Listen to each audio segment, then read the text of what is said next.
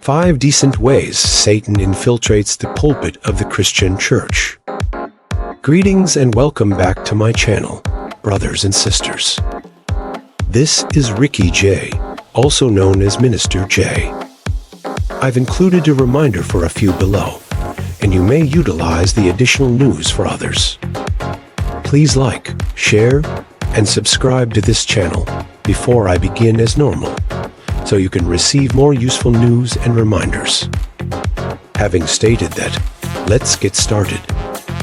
I will be drawing from these scriptures in this video post: Revelation 22:12, Ruth 50, 1 Corinthians, 1 Timothy, 1 John, James 4:7, 2 Timothy 4:2, Ephesians 6:19, and 1 Chronicles 12:21. Give yourself 5 minutes. Raise your feet in your recliner or lean back in your workplace chair. You could close your eyes to aid in reflection and thought. Now consider the following question, which may help you decide if your ministry will still be successful after 20 years. If Satan were to sneak into your pulpit, how would he do it? Remember, you won't be able to identify him by his appearance or behavior.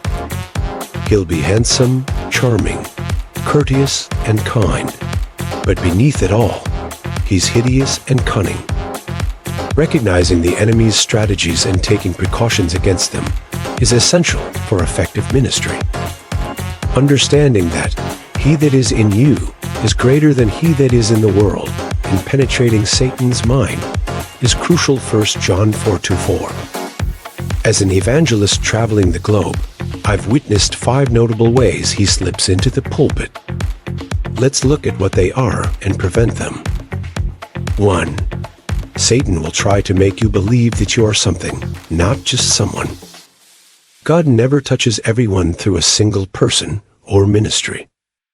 We complete the task at hand collectively. God builds the body through a combination of spiritual gifts. And the eye cannot say to the hand, I do not need of you, nor again can the head say to the feet, I do not need of you, according to 1 Corinthians 12:21, which includes you, someone's. God uses your special gift to both reach the unreached and strengthen his people. People inform you when they are blessed and receive assistance. They ought to. We all require encouragement.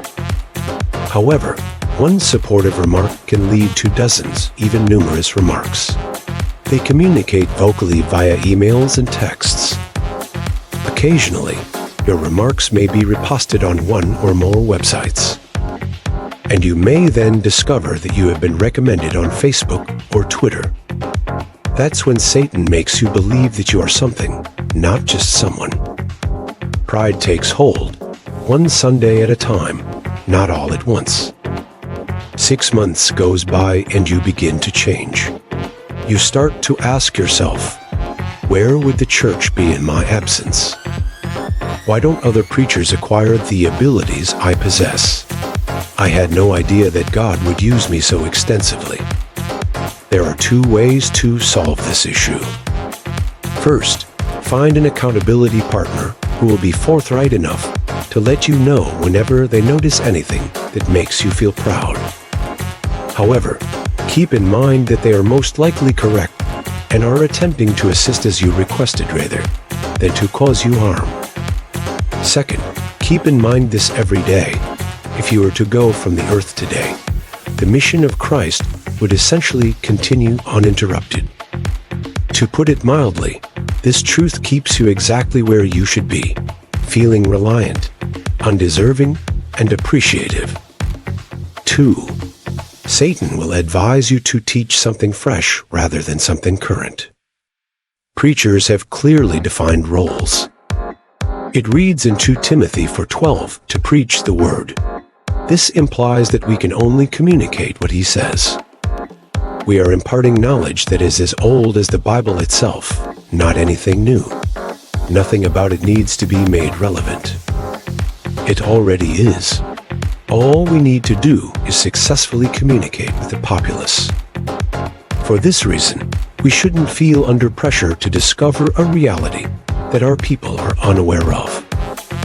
Rather, the pressure is on us to translate the meaning and application of the truth that God revealed to us years ago.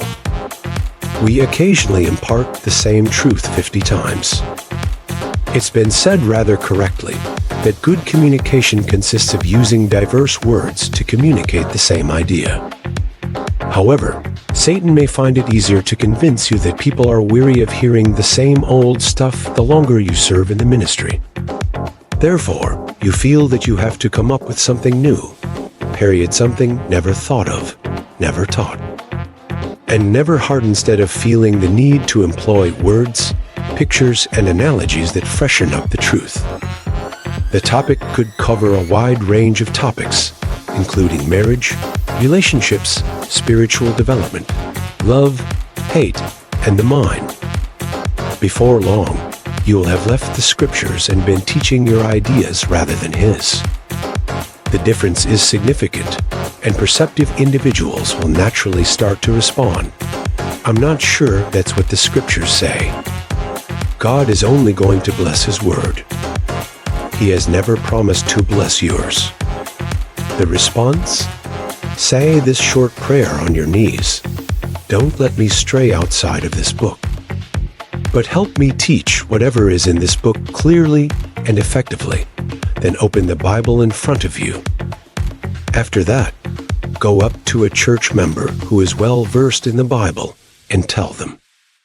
If you hear me say something unusual, don't just accept it. Don't assume that just because I am the pastor, a minister, or a deacon, yeah, I am right. Ask me about it instead. You should be held in high regard by that person for taking the time to ensure that you are preaching his ideas rather than your own. 3. The devil will claim that an evangelistic exhorter is necessary for your people. Any pastor who has read the Bible for even a short period is familiar with 1 Timothy 4-5, which states, "But you be watchful in all things, endure afflictions, do the work of an evangelist, fulfill your ministry." Paul was writing to Timothy as a gifted pastor-teacher, not as a skilled evangelist, when he said that. Sadly, Satan will attempt to interpret that verse for you. He can persuade you that you must proclaim to your people, evangelize, evangelize, and evangelize. You'll feel like you've contributed in that way. What counts is what Satan keeps you from knowing. He fails to mention that people are more likely to follow your actions than your words. They will talk about the loss if you discuss it. They will converse with the lost if you speak with them. In evangelism, people's hearts are changed by examples rather than exhortation. You will soon have a church full of individuals who are performing the work of an evangelist, not merely discussing it. This will happen as you demonstrate to your congregation how you seize opportunities to speak with the lost. How are you going to get there? It's easier than you may imagine. First, encourage your people to pray that when you open your lips, something in utterance will flow out of it courageously, just as Paul did in Ephesians 6:1920. Secondly, find an accountability partner once more. This person or another one might be the one you ask to have your pride checked. However, have that individual question you, "What have you done to reach out to a lost person this week?" Once a month. I can guarantee you that I know pastors who have accepted that challenge, and it has changed both their personal and, surprise, church environments. 4. The devil will try to convince you that preparing sermons will help you advance spiritually. A couple sermons that I've heard of really helped folks after they didn't hit the preacher first. Passionate preachers are individuals who have been impacted by a passage to such an extent that they are able to pass on the blessing to others. It's evident in how they come across. It's not their entire manner to say, "This is what you need."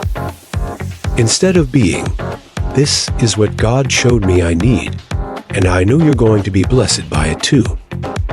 Occasionally, it's difficult to tell if anything is a sermon or a testimonial. But time is the weapon of Satan, which confronts all preachers. You may start believing that your sermon preparation, crowned by a brief period of prayer, will satisfy and that you don't have time to be alone with God. Because God is a gracious God, He loves you and is aware of your time limits, yet He also longs for your companionship. 1 John 1-3. What keeps you fresh are those uninterrupted moments with your closest friend. Those moments when you close your ear to everyone else's speech and simply listen to His as it comes via devotional study of the Word. Even if He reveals to you your shortcomings and areas for growth at times, you still feel rejuvenated afterward. Some of those moments even bring tears to your eyes. Remarkably, preachers who have drifted from the Lord have confided in me that their error stemmed from not making time for solitary time with Him. Think about designating a sacred area. For me, it's the recliner in the living room where I have my morning meetings with God. I read through a Bible book every day, sometimes covering a chapter or just a verse. It doesn't concern me. What matters to me is that I have just one truth to reflect on for the day when I start my day's activities. I also make sure not to forget the requests I make of Him by writing them down on a 3x5-inch card.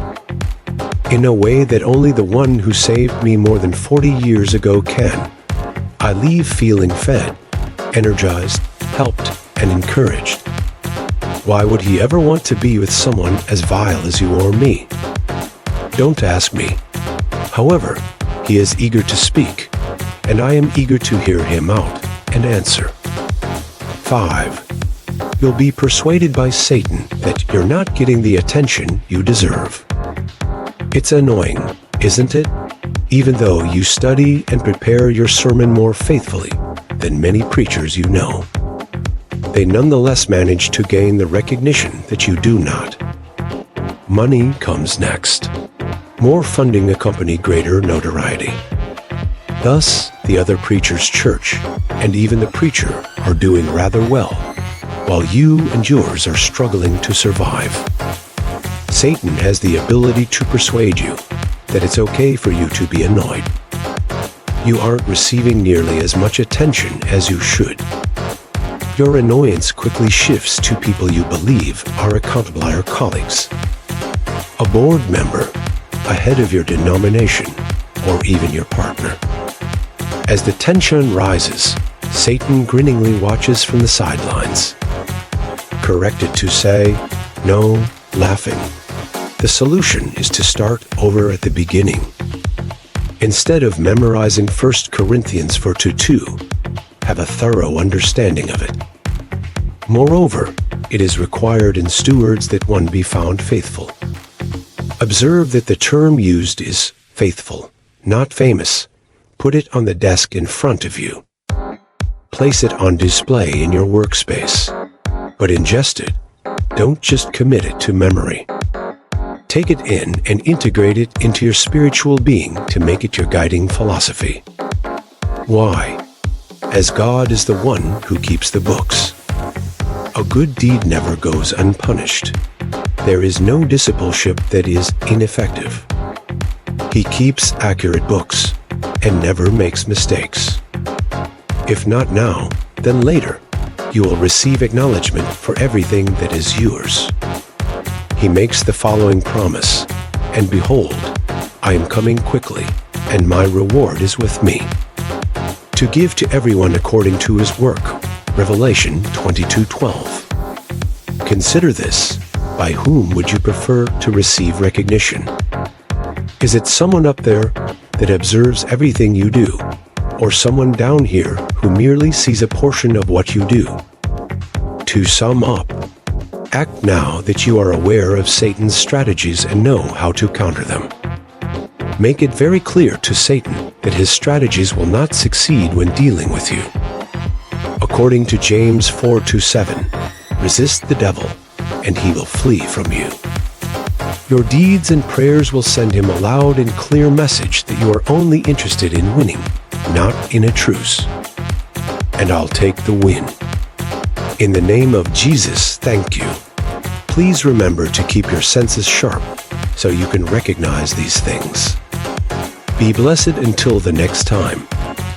Someone of caniothecomascian were correct Ted called, you put it on the desk in front of you. As no discipleship is hesamion.